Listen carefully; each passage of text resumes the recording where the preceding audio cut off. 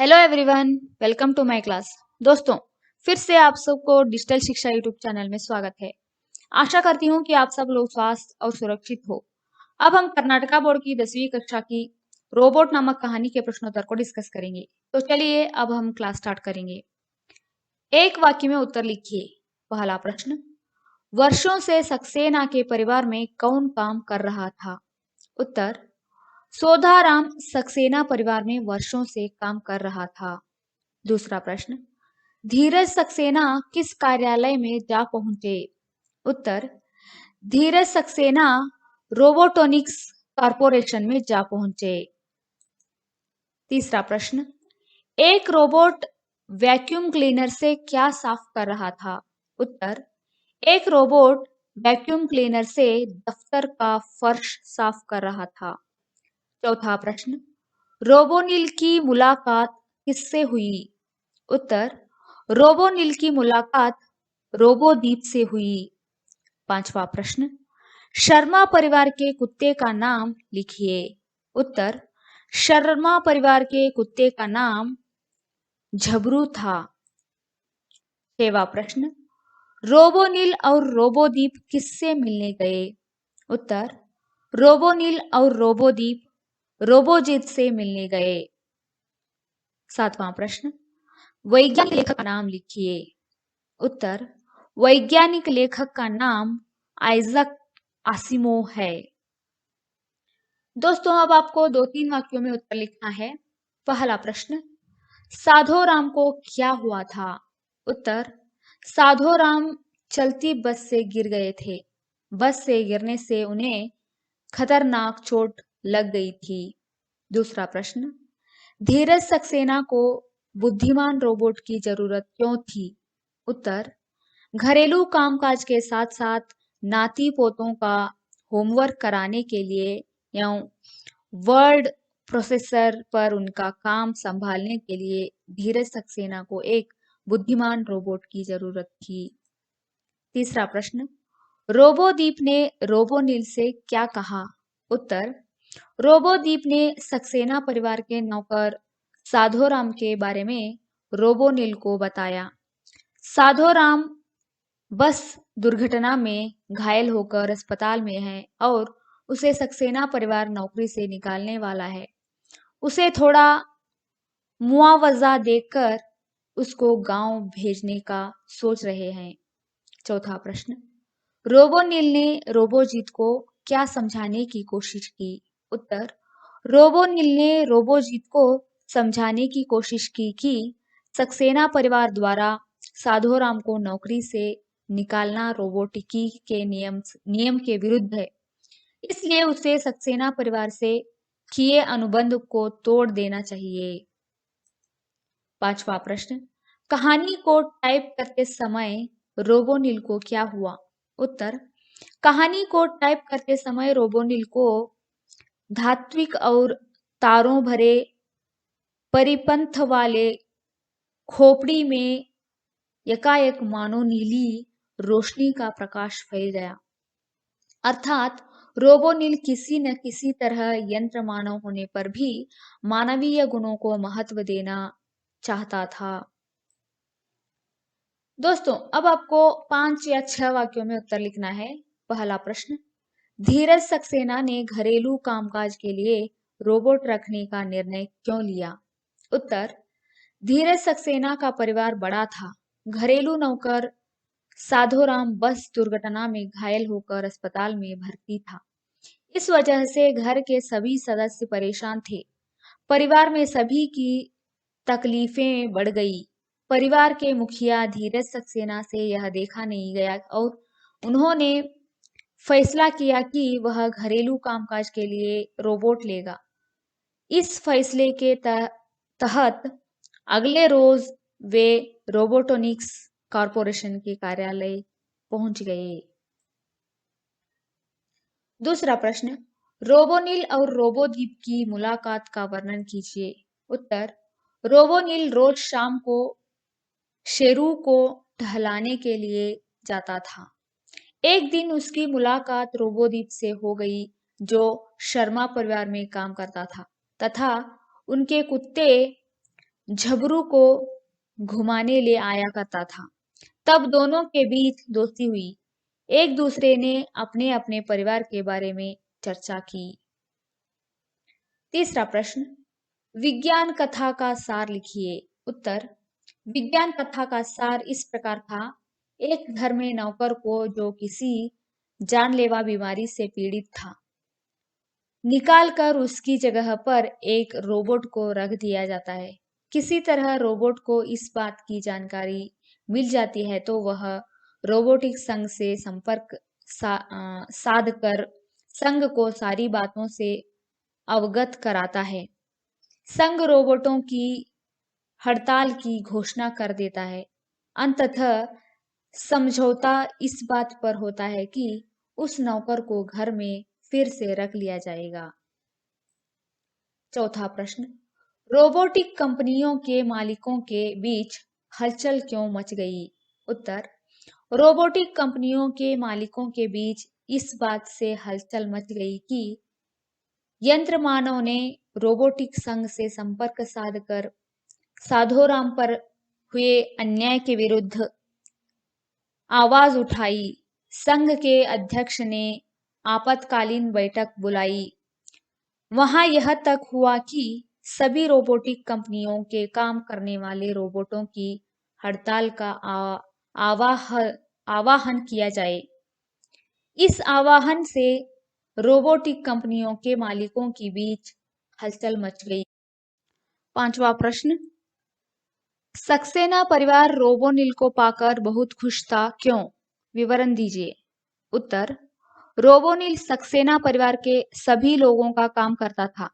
वह सुबह नाश्ता कराने, मेहमानों के लिए द्वार खोलने, घर के छोटे बच्चों को कहानियां सुनाने, उनके होमवर्क कराने, सक्सेना जी के वर्ड प्रोसेसर पर काम करने के अलावा शाम को परिवार के कुत्ते को घुमाने भी ले जाने का काम करता था। इसलिए सक्सेना परिवार रोबोनिल को पाकर बहुत खुश था। दोस्तों, अब आपको निम्नलिखित कारकों को चुनकर लिखना है। पहला प्रश्न, वर्ष 2030 के नवंबर का महीना था। इसका उत्तर के है। दूसरा प्रश्न, आप साधारण रोबोट से भी काम चला सकते हैं। तीसरा प्रश्न, रोबोनिल के घर में आ जाने से सभी ने राहत की सांस ली। चौथा प्रश्न, रोबोटों की हड़ताल की घोषणा हुई। पांचवा प्रश्न, संघ को यह बात मानने में कोई आपत्ति नहीं थी। दोस्तों, अब आपको जोड़कर लिखना है। पहला प्रश्न, यह सुनकर काउंटर पर इसका उत्तर है ई यानी बैठा रोबोट बोला। दूसरा प्रश्न, मगर रोबोदीप यह तो समा रहा था। इसका उत्तर है ई यानी रोबोटिकी के नियम के विरुद्ध है। तीसरा प्रश्न, शाम को रोबोनिल, इसका उत्तर है ऊ यानी और रोबोदीप मिले। चौथा प्रश्न, दोनों के बीच कुछ विरुद्ध है। चौथा प्रश्न, दोनों के बीच कुछ, इसका उत्तर है अ यानी गुप्त मंत्रणा हुई। पांचवा प्रश्न, सक्सेना परिवार रोबोनिल को, इसका उत्तर है आ यानी पाकर फूला नहीं समा रहा था। दोस्तों, अन्य वचन रूप लिखना है।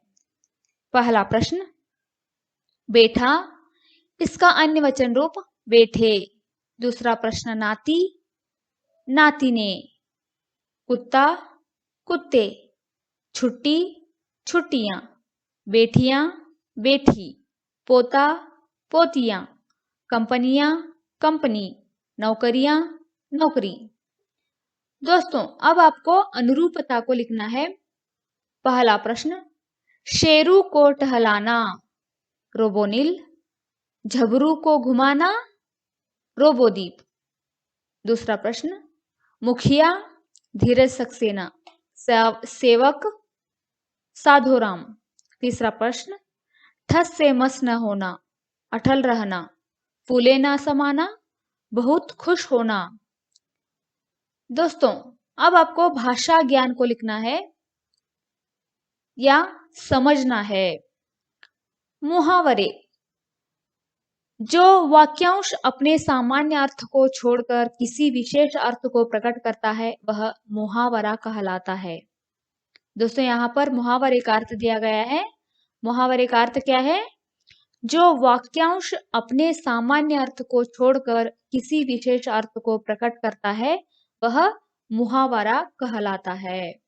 सामान्य अर्थ को छोड़ना है और विशेष अर्थ, उसमें एक विशेष अर्थ छुपा होता है, उसे हमें समझना चाहिए। आंखें चुराना, अपने आप को छिपाना, यानी यहाँ पर कुछ उदाहरण को दिया गया है। पहला उदाहरण, आंखें चुराना, इसका अर्थ है अपने आप को छिपाना। दूसरा, आंखें दिखाना, इसका गूढ़ार्थ है धमकाना, डराना, गुस्सा करना। तीसरा, अक्ल का अंधा, इसका गूढ़ार्थ है मूर्ख। चौथा, आस्तीन का सांप, इसका गूढ़ार्थ है कपटी मित्र। कान भरना, इसका गूढ़ार्थ है चुगली करना। उदाहरण के अनुसार मुहावरे लिखिए। पहला प्रश्न, शरीर के अंगों से संबंधित। उदाहरण, अंगूठा दिखाना, इसका अर्थ है साफ इनकार करना। अंगूठा दिखाना, इसका गूढ़ार्थ है साफ इनकार करना। उत्तर, सिर नीचा होना, अपमानित होना। सिर नीचा होना, इसका अर्थ है अपमानित होना। दूसरा प्रश्न, नाक कटना, इसका अर्थ बद होना। तीसरा प्रश्न, आंखें खुलना, इसका अर्थ है होश आना।